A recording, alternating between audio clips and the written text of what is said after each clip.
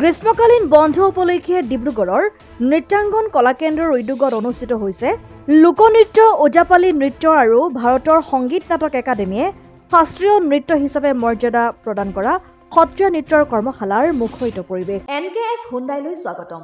North ইষ্টৰ প্ৰথম GDSI 2.0 features dealer হৈছে NKS হুণ্ডাই। অত্যাধুনিক সা সুবিধাৰে তৈয়াৰী most updated হুণ্ডাই ডিলাৰ এতিয়া ডিব্ৰুগড়ত। আমাৰ NKS হুণ্ডাই ডিলাৰত open sales consultant room, customer ৰুমৰ লগতে পুৰণি গাড়ীৰ এক্সচেঞ্জ ফেচিলিটিও ৰখা হৈছে। ইয়াত সেলছৰ লগতে সাৰ্ভিস সেক্টৰৰ সুন্দৰ সুবিধা আছে। প্ৰয়োজনীয় সকলো এডভান্স টুলছ, হুইল বেলেন্সিং, এলাইনমেন্টৰ অত্যাধুনিক machine, post hydraulic lift, fully train men পাৱাৰৰ লগতে nitrogen gas filling facility, fully automatic car ৱাছৰ ফেচিলিটিও আছে। লগতে NKS হুণ্ডাই ডিলাৰে কাস্টমাৰ সকলৰ সুবিধাৰ্থে মোবাইল সাৰ্ভিস ভেনৰো ব্যৱস্থা ৰাখিছে, য'ত হাইড্ৰলিক লিফ্ট, ৱাছিং facility, wheel balancing, tyre pressure check কৰাৰ লগতে বহুখিনি সুবিধাই উপলব্ধ আছে। NKS হুণ্ডাইলৈ আহক আৰু সুবিধাসমূহ গ্ৰহণ কৰক। 4দিনীয়া কৰ্মশালাখনিৰ সামৰণি অনুষ্ঠান উপলক্ষে অংশগ্ৰহণকাৰীসকলৰ দ্বাৰা পৰিৱেশিত হয় ইটোৰ পিছত সিটো অনুষ্ঠান। অঞ্জন চেতিয়াই আধৰা বিশেষ অনুষ্ঠানত বন্তি প্ৰজ্বলনেৰে শুভাৰম্ভ কৰে সংগীত নাটক একাডেমী বঁটাপ্ৰাপ্ত উত্তৰ কমলাবাৰী সত্ৰৰ যোগেন দত্ত বৰবায়নে।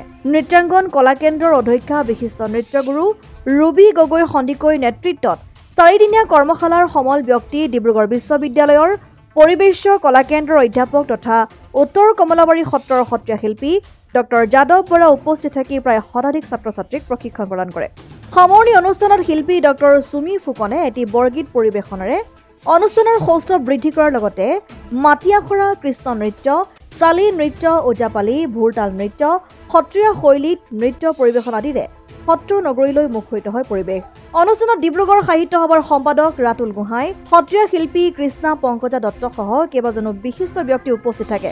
উল্লেখযোগ্য যে ৰুবি গগৈ সন্দিকৈ নেতৃত্বত নৃত্যাংগন কলা কেন্দ্ৰই উজনি অসমৰ বিভিন্ন প্ৰান্তৰৰ নৱপ্ৰজন্মৰ ছাত্ৰ ছাত্ৰীসকলক অসমৰ বিভিন্ন জাতি জনগোষ্ঠীয় লোকনৃত্য শুদ্ধ ৰূপত প্ৰশিক্ষণ প্ৰদান কৰি অহাৰ লগতে প্ৰতি বছৰে গ্ৰীষ্মকালীন বন্ধৰ সময়ছোৱাত প্ৰশিক্ষণ প্ৰদান কৰি আহিছে।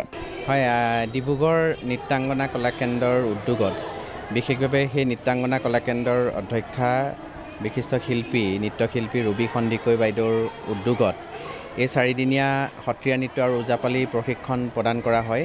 আৰু এই 4দিনীয়া সত্ৰীয়া নৃত্য আৰু ওজাপালি প্ৰশিক্ষণৰ সময়ত আমি তেখেতসকলক মাটি আখৰা, সত্ৰীয়া ওজাপালি আৰু অভিনয়ৰ কিছু অংশ তেখেতসকলক দিবলৈ প্ৰয়াস কৰা হ'ল। লগতে সত্ৰীয়া সংস্কৃতিৰ যি পৰম্পৰাগত যিখিনি ৰূপ বা তেওঁলোকে কি ধৰণে ল'ব লাগে সেইখিনি লৈ আমি কি ধৰণে ভৱিষ্যতৰ পথত অনুশীলন কৰি আমি এগৰাকী নৃত্যশিল্পী হিচাপে আগবাঢ়ি যাব লাগে, ভৱিষ্যতৰ পথত আমি এগৰাকী নৃত্যশিল্পী হ'বৰ কাৰণে কি গুণৰ আমাৰ প্ৰয়োজন হয়, প্ৰেক্টিকেল যিখিনি ব্যৱহাৰিক কৰাৰ লগতে মই তাত্ত্বিক কিছুমান কথাও তেখেতসকলক এই 4দিনীয়া কৰ্মশালাত শিকাবলৈ বা তেখেতসকলক দিবলৈ প্ৰয়াস কৰিছিলোঁ। আৰু মই বিশেষভাৱে ৰুবি সন্দিকৈ বাইদেউক বিশেষভাৱে ধন্যবাদ জনাম যে তেখেতৰ যিটো উদ্যোগ আৰু সেই উদ্যোগটোৱে অন্ততঃ এই এচাম মৰমৰ ছাত্ৰ ছাত্ৰীক বৰ্তমান শিক্ষা ব্যৱস্থায়ো এটা কথা কৈছে যে যি নতুন ৰাষ্ট্ৰীয় শিক্ষা নীতি 2020 আমাক এটা কথা সদায় কৈ আহিছে যে পুৰাতন শিক্ষা সংস্কৃতিয়ে আমাক আচলতে নৃত্য, গীত, বাদ্য, অভিনয় পৰম্পৰালৈ পুনৰ ঘূৰি যাবলৈ কৈছে। সেই পৰম্পৰাসমূহক ধৰি ৰাখিবৰ কাৰণে ডিব্ৰুগড়ৰ এই অঞ্চলৰ লগতে বিভিন্ন ঠাইৰ যিসকল মৰমৰ ছাত্ৰ ছাত্ৰীক তেখেতে যি সত্ৰীয়া সংস্কৃতিৰ লগতে লোক পৰম্পৰাৰ সংস্কৃতিৰে আগবঢ়াই নিয়াৰ যিটো প্ৰয়াস কৰিছে সেই প্ৰয়াসকো মই বিশেষভাৱে ধন্যবাদ জনাম। আৰু এই 4দিনীয়া কৰ্মশালাত আমি মহাপুৰুষ শংকৰদেৱ মাধৱদেৱৰ সৃষ্টিৰাজিক বিশেষভাৱে পৰম্পৰাগতভাৱে সত্ৰ পৰম্পৰা যি ধৰণে চলি আছে সেইখিনি তেখেতসকলৰ মাজত মত বিনিময় কৰাৰ চেষ্টা কৰিলোঁ। নৃত্যাংগন কলাকেন্দ্ৰই জাতি জনগোষ্ঠী পৰম্পৰা ৰক্ষাকাৰী যিখিনি নৃত্য আমি উঠি অহা নতুন প্ৰজন্মক প্ৰশিক্ষণ দি আছোঁ, তাৰ লগতে আমি গ্ৰীষ্মকালীন বন্ধত প্ৰতি বছৰে আমি মহাপুৰুষ শ্ৰী শ্ৰী শংকৰদেৱ, মহাপুৰুষ শ্ৰী শ্ৰী মাধৱদেৱৰ যি অমৰ সৃষ্টি সেই সৃষ্টিক আমি কণমানিহঁতক সুন্দৰভাৱে প্ৰশিক্ষণ দিবলৈ সত্ৰীয়া সংস্কৃতি কাৰণে আমি সদায় প্ৰয়াস কৰি আহিছোঁ। আৰু এইবাৰ গ্ৰীষ্মকালীন বন্ধত আমাৰ ইয়াত এগৰাকী সত্ৰীয়া সাধক ডক্টৰ যাদৱ বৰা ছাৰ আমাৰ কণমানিহঁতক প্ৰশিক্ষণ দি আছে। খুব সুন্দৰকৈ সত্ৰৰ যেনেদৰে সত্ৰীয়া সংস্কৃতি পৰিৱেশন কৰে ঠিক তেনেদৰে আমাৰ কণমানিহঁতকো তেখেতে খুব সুন্দৰকৈ এই 4 দিন প্ৰশিক্ষণ দি আহিছে। অসম আদিত্য, ডিব্ৰুগড়।